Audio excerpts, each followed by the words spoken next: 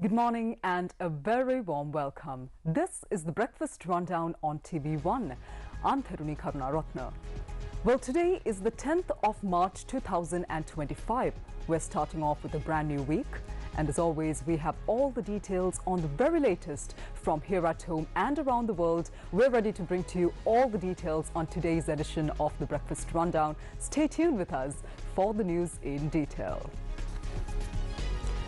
Well, unfortunately, we'll have to start off this week's first edition of the Breakfast Rundown with some unfortunate news that's coming in from Madampe concerning a motor accident. Now, 3 people were killed in an accident that occurred last night in Galahitiava, Madampe. The accident involved a 3-wheeler collision with 2 other vehicles. The accident took place at about 7 p.m. last night. Police said that a 3-wheeler traveling from Thalavila to Minuangoda collided with a lorry and then with a bus. At the time of the accident, 9 individuals, including 5 children, were traveling in this 3-wheeler. Our Newsfirst correspondent said that a young child and 2 women who were on board the 3-wheeler died in the accident. They were all residents of Minuangoda. The group was returning home from a pilgrimage when this accident occurred. Police suspect that the accident was caused due to the 3-wheeler driver falling asleep. The bus driver has been arrested in connection with the accident. Let's move on to more local news now. The Parliament will convene at 9:30 a.m. today under the leadership of Speaker Dr. Jagat Vikramaratne for the 10th day of the committee stage debate. Today's debate will focus on the expenditure head of the Ministry of Education, Higher Education and Vocational Education. The debate is scheduled to continue until the 21st of March, with the relevant vote set to take place at 6 p.m. on the same day. Now, during a visit to the Hardy Advanced Technological Institute in Ampara, Prime Minister Dr. Harini Amrasuriya emphasized the government's commitment to implementing a transformative change in Sri Lanka's education system. She highlighted the significant challenges facing higher education institutions, noting issues with both quality as well as infrastructure. Dr. Amrasuriya stated that the government, to address these concerns, is focusing on fundamental improvements with particular emphasis on vocational training as a priority in the ongoing education reform plan of the government. She reiterated that the education system plays a crucial role in the broader national transformation efforts the government is currently undertaking. Concerning the upcoming local government elections now, district returning officers, deputy returning officers and assistant returning officers were summoned to the National Election Commission to discuss the upcoming local government elections. Commissioner General of Elections Saman Sri Ratnayaka stated that the process of accepting nominations for the upcoming election was discussed in detail during this meeting that was held yesterday. In more local news now, Public Security Minister Ananda Vijaypala has confirmed that 6 police teams have been assigned to arrest former IGP Deshabandhu Thennakoon. The minister said that investigations into this matter are currently ongoing. A warrant for Thennakoon's arrest was issued by the Mathura Magistrates Court on the 28th of February in connection with a shooting incident that took place in front of a hotel in Palana, Mathura on the 31st of December 2023. Now, following the incident, a foreign travel ban was also imposed on the former IGP. Deputy Minister of Public Security, Attorney-at-Law Sunil Vatagala, emphasized that steps will be taken to seize the assets of individuals who evade arrest, regardless of their ranks and positions that they hold. He reiterated that law must be applied impartially to all.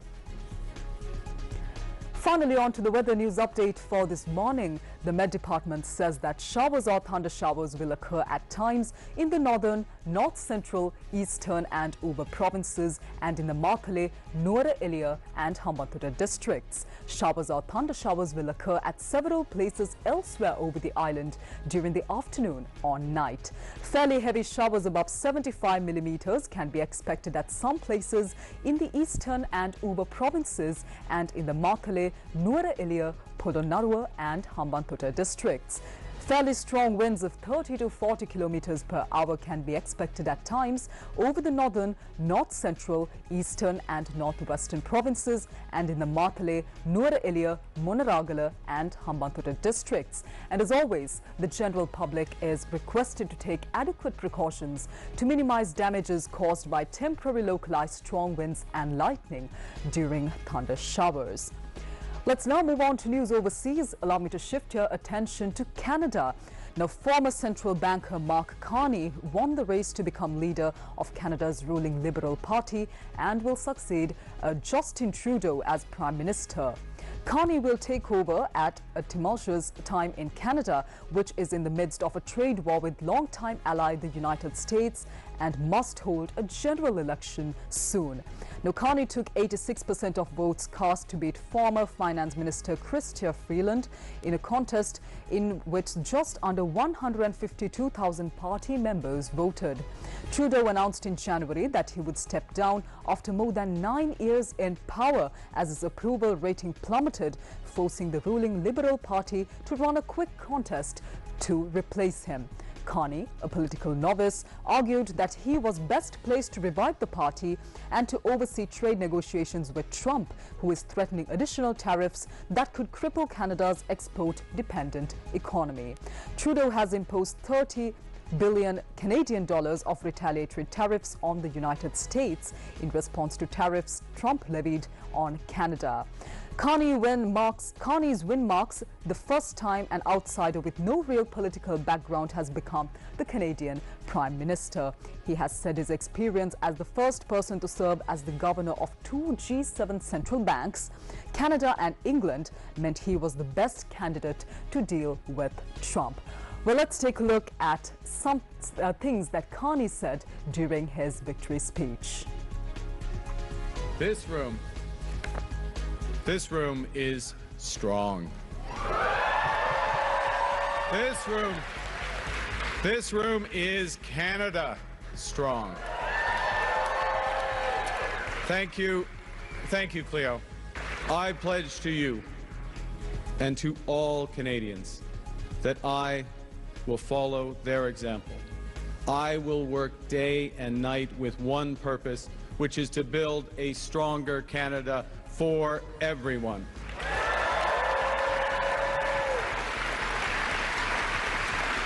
But I will need help. I will need a lot of help.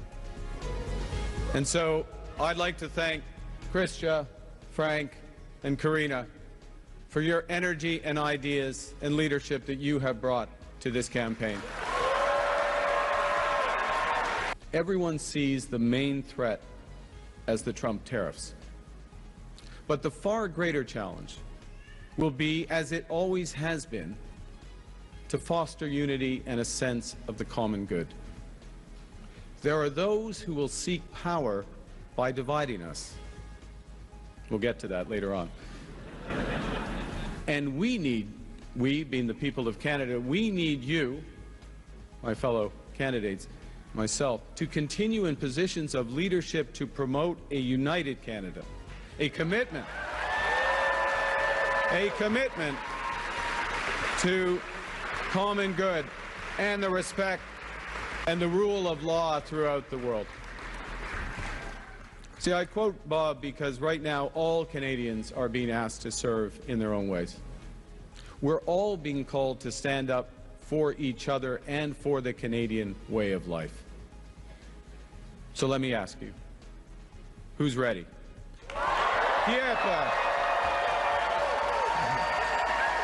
Who's ready to stand up for Canada with me?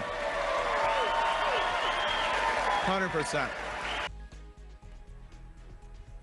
Let's move on to sports news now. Of course, it is about the Champions Trophy 2025. Now, India won the ICC Champions Trophy 2025 final in Dubai, beating New Zealand by 4 wickets. They made 254 for 6, with KL Rahul and Ravindra Jadeja seeing the innings home with 1 over to spare after New Zealand had earlier made 251 for 7. The match was in the balance for a good proportion of the India innings as the Black Caps took a series of quick wickets. The openers Rohit Sharma and Shubman Gill put together a great first wicket stand of 105, making the result look a foregone conclusion. But once again, it was Glenn Phillips who produced something special. He took a tremendous catch, leaping to his right to remove Gill for 31 from the bowling of Mitchell Santner. Now, Michael Bracewell trapped a new batter Virat Kohli 4 balls later for just 1. And Rachin Ravindra brought Rohit's impressive day to an end, luring him down the track to be stopped by Tom Latham for 76. Ravindra took another good catch to remove Shreyas Iyer on 48, with Aksar Patel following 3 overs later, caught by Will O'Rourke of Michael Bracewell. Hardik Pandya made a breezy run-a-ball cameo for 18, caught and bowled by Carl Jamieson in the 48th over. So it was left to Rahul and Jadeja to steer it home. India have had a seamless run to the final, remaining unbeaten, and bested Australia in the semi-final to punch their ticket for the final. Despite their loss against India in the group stage, New Zealand have also been impressive in all their departments and arrived in the final on the back of a comprehensive win over South Africa in the Final Four. Well, meanwhile, India's skipper Rohit Sharma says that he will not retire from one-day international cricket. He made this statement at a press conference after his team won the ICC Champions Trophy cricket tournament for a 3rd time. Let's take a look. One more thing, I'm not going to retire from this format, just to make sure that no rumors are spread moving forward. Well, that's a wrap of this morning's edition of the Breakfast Rundown on TV1. I'm Therunee Karunaratne. Do join us once again tomorrow as well, right here on TV1, same time, 7 a.m. for more of the very latest from here at home and around the world. Until then, take care. Have a wonderful day ahead.